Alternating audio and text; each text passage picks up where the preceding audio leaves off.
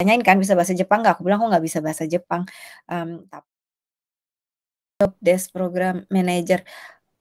Jadi, task-nya aku itu, departemen aku itu lebih ke kayak buat proses improvement buat selling partner. Jadi intinya tuh, Amazon kan ada pihak kita sebagai buyer, kita yang beli aja nih, dan sebagai orang penjualnya kan, ada selling partners lah kita sebut. Nah, departemen aku itu yang nge-handle kayak kalau selling partners ini ada kendala-kendala, komplain apalah, misalnya mereka nggak bisa daftarin produk listing-nya apa-apa gitu. Nah, tugas aku itu buat bikin improvement di prosesnya yang buat nge-reduce komplain itu.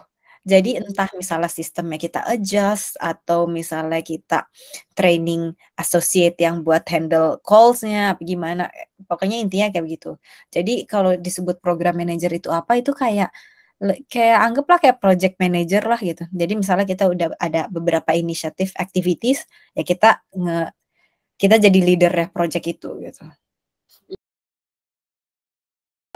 Tim aku, kebetulan kayak global team gitu, terus satu orang Jepang di sini, jadi aku nge-handle buat market Jepang sama dia, berdua dan itu very very very challenging and overwhelming. Dijalanin aja nggak apa-apa. Aku, mungkin karena aku baru pindah ke Amazon ya, jadi nggak gitu banyak, belum bisa banyak cerita sih tentang pengalaman aku, cuman pengalamannya banyak aku di perusahaan sebelumnya, di Daimler. Itu juga aku kayak challenge-nya, mmm, awal awal-awal sih karena emang bahasa juga sih. Jadi waktu aku pindah buat nge-handle domestic market itu bahasa, cuman di perusahaan sebelumnya itu kita bisa pakai translator. Nah, ini buat, para job hunter yang takut nggak bisa bahasa Jepang, ada kok kesempatan gitu, kita bisa kerja di perusahaan yang, meskipun kita nggak bisa bahasa Jepang gitu. Jadi waktu itu aku kayak udah komplain juga tuh ke manajer aku kayak, "Kenapa dikasih domestic market aku nggak bisa bahasanya nih?" Gitu. Terus tapi untungnya manajernya juga kayak yang apa ya, dia kayak berusaha terbaik buat ngembangin aku juga gitu kan. Jadi dia kayak, "Ya udah, eee, I trust you this project gitu, tapi kamu boleh pakai translator." Jadi setiap kali meeting aku pakai translator. Jadi ada interpreter gitu yang ngejelasin, itu terjemahannya apa. Menurut aku yang paling penting itu jujur. Maksudnya kalau kita nggak bisa, ya aku jujur, aku bilang kayak misalnya aku bilang ke manajer aku jujur aku nggak bisa bahasa Jepang gimana, jadi cari solusi barengan. Itu menurut aku jauh lebih baik daripada kita pura-pura tahu semua. Ini karena aku baru pindah Amazon, jadi weekend aku pun diisi dengan training cara sebelum masuk Amazon. Biasanya sih aku kayak hiking, di sini kan every season is beautiful time ya, jadi misalnya spring bagus buat hiking, kalau autumn bagus buat hiking, kalau summer ke Okinawa, kayak nyari pantai, kalau winter ke gunung, snowboard gitu. Jadi kayak enak sih tiap tiap tiap tiap season ada aja aktivitasnya di sini. Pas aku ngantor ya sebelum Covid sih, nggak ada yang dengerin musik, nggak boleh, berisik. Semuanya di sini serba ini sih, semuanya serba mikir takut takut ngeganggu orang lain. Itu positif dan negatifnya. Negatifnya jadi orang-orang pun jadi berasa takut ngapain-ngapain. Jadi, komunitasnya tuh emang juga kayak bukan komunitas yang suka stand out gitu loh. Sekarang lagi ini kan aku beneran kayak, 100% work from home, ya dengerin musik sih dengerin musik aja. Cuman kadang-kadang tetangga juga harus hati-hati gitu, agak sensitif sama suara-suara. Role model, aduh exactly sih enggak sih, karena aku kayak picking, apa ya, karakter beda-beda orang gitu yang aku suka. Cuman yang aku bilang sosok yang menginspirasi aku banget sih kakak aku sih. Jadi dia itu apa ya, moral anchor-nya aku lah aku bisa bilang. Jadi dia yang kayak juga selalu ngingetin aku, kayak misalnya dulu kenapa aku kayak misalnya pindah kerja terus maksudnya mau tiba-tiba, sekolah di luar juga kayak yang jadi dulu tuh aku suka banget komplain. Jadi misalnya stres nih kerjaan kan, aduh udah komplain komplain komplain, bos kerjaan segala macam. Terus, kakak aku tuh tipe orang yang bisa banget bilang ke aku cuman kayak, "If you don't like something then just move, you are not a tree."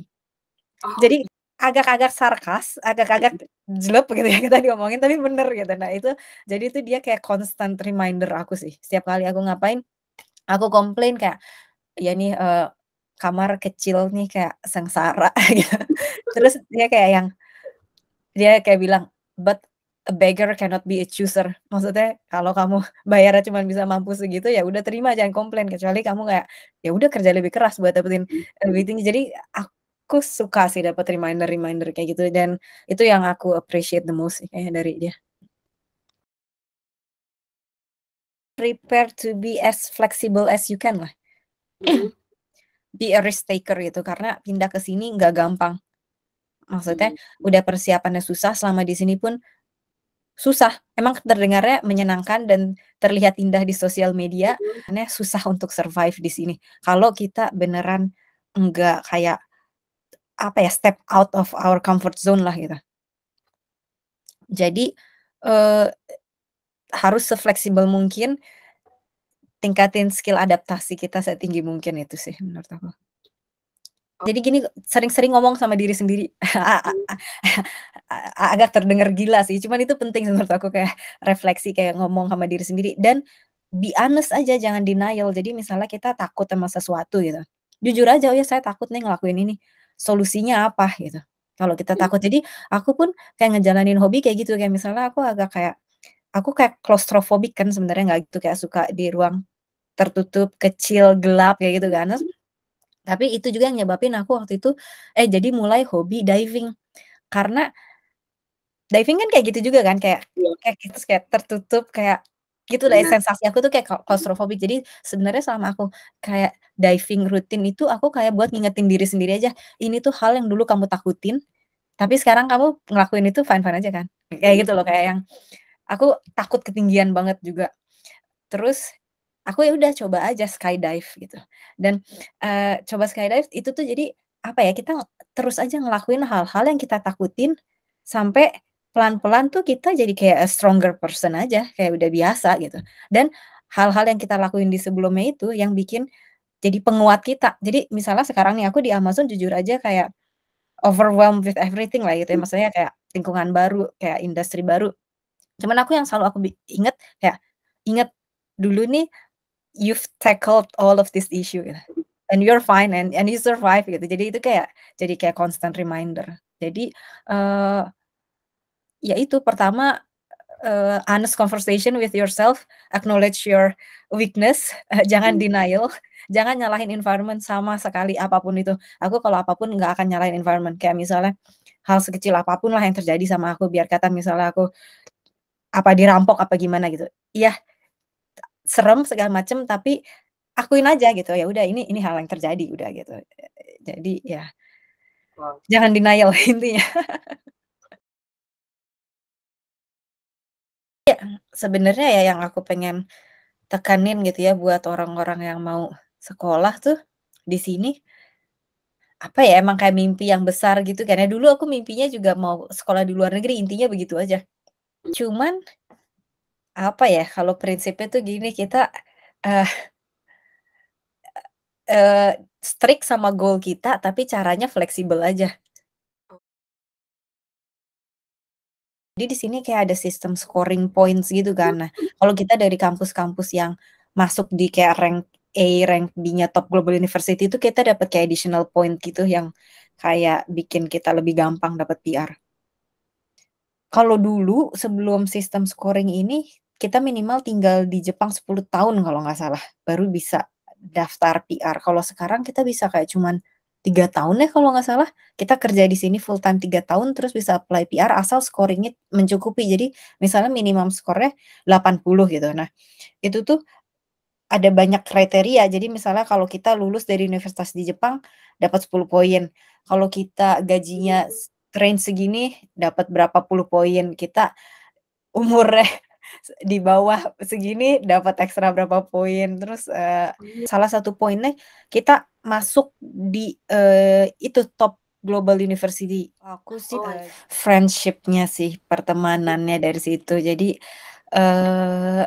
Waseda tuh emang nggak tahu menurut aku kayak healthy aja gitu environment-nya, kayak buat pertemanannya, aktivitasnya gitu, kayak yang nggak yang terlalu elit sampai arogan gimana, enggak, meskipun namanya nama baik ya gitu. Terus, eee, tapi ya kayak orang-orangnya humble, terus support dari kampusnya juga baik banget, lingkungannya juga enak banget. Aku kampusnya dapet yang, di dekat Shinjuku, itu main kampusnya di situ, terus lumayanlah, sentral Tokyo gitu.